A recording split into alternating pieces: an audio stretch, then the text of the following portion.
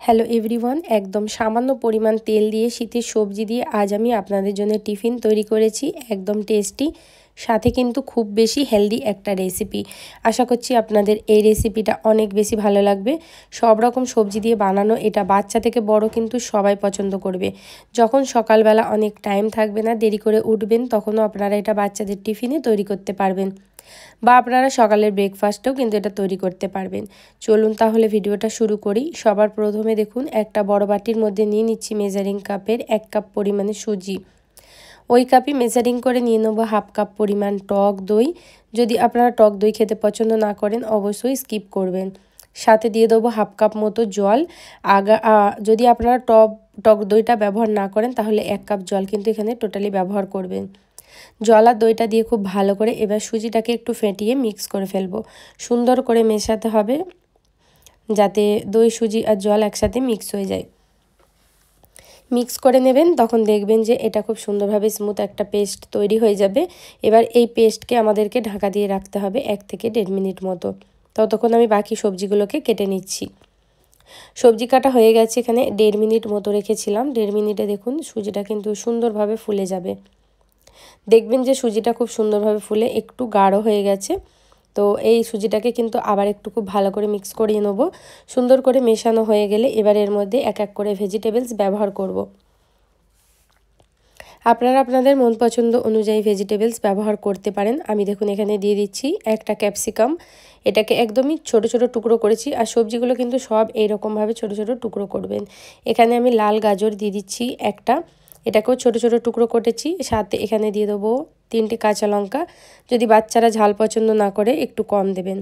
সাথে দিয়ে দেবো হচ্ছে একটা পেঁয়াজ, যেটাকেও আমি কিউব করে ছোট ছোট করে কেটেছি। কিছুটা পরিমাণ মটরশুঁটি দিচ্ছি, যেহেতু শীতকালে মটরশুঁটি তো খুবই পাওয়া যায়। আর সাথে দিয়ে দেবো বিট। এখানে বিট আমি ছোট ছোট টুকরো করে কেটে দিচ্ছি।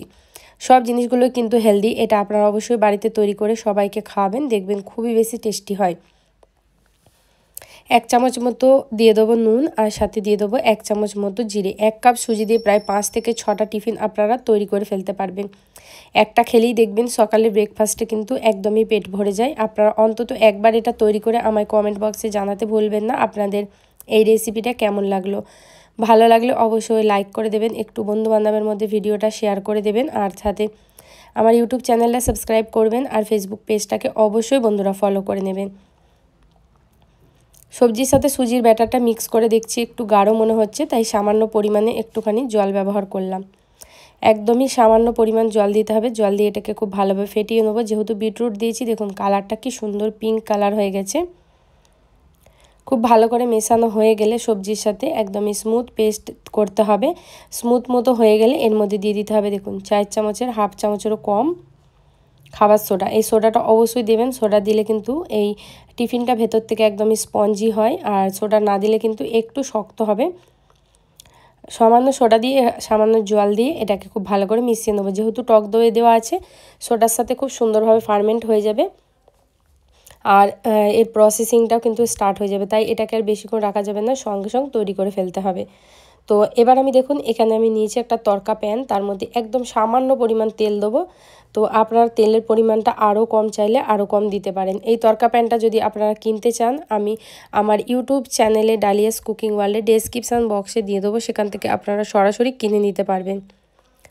আর তেলটা যখন দেখবেন হালকা গরম হয়ে গেছে, একদমই গ্যাসটাকে লো ফ্লেমে করে দেবেন, আর লো ফ্লেমে করে দিয়ে এবার এটাকে এখানে ব্যাটারটা দিয়ে দিতে হবে। আমি এখানে যেহেতু হাতাটা ছোট, তাই আমি 1.5 চামচ মতো ব্যাটার দিয়ে দিচ্ছি। আর আপনারা যদি হাতাটা বড় থাকে তাহলে কিন্তু ব্যাটারটা আপনারা এক হাতায় দেবেন। বড় ছোট আপনাদের পরিমাণ অনুযায়ী আপনারা তৈরি করতে পারবেন। এবার এর মধ্যে আমি দিয়ে দিচ্ছি ঢাকাটা দিয়ে লো ফ্লেমে 1 থেকে 1.5 মিনিট রেখে দিলেই দেখবেন একদিক থেকে এরকম সুন্দরভাবে ফুলে গেছে, আর খুব সুন্দর একটা লাল কালার চলে আসে। অপর দিকটাও ঠিক উল্টিয়ে দিয়ে এবার আমি এটাকে ঢাকা দিয়ে দেবো। ঢাকা দিয়ে 1 থেকে 1.5 মিনিট এটাকেও কিন্তু আমি রেখে দেবো। ঢাকা দিয়ে রেখে দিলেই দেখবেন এটাও কিন্তু অপর দিক থেকেও সুন্দরভাবে সিদ্ধ হয়ে যাবে, আর সবজিগুলোও কিন্তু খুব সুন্দরভাবে সিদ্ধ হয়ে যায়। 1.5 মিনিট হয়ে গেছে এখানে। এবার এটাকে উল্টিয়ে দেখিয়ে দিই আপনাদের, দেখুন কত সুন্দর কালার এসেছে। ঠিক এইভাবে আপনারাও তৈরি করবেন বাড়িতে, আর আমায় কমেন্ট বক্সে কিন্তু আপনারা জানাতে ভুলবেন না যে এই রেসিপিটা আপনাদের কেমন লাগলো। ভালো লাগলে অবশ্যই লাইক কমেন্ট শেয়ার বেশি বেশি করে দেবেন।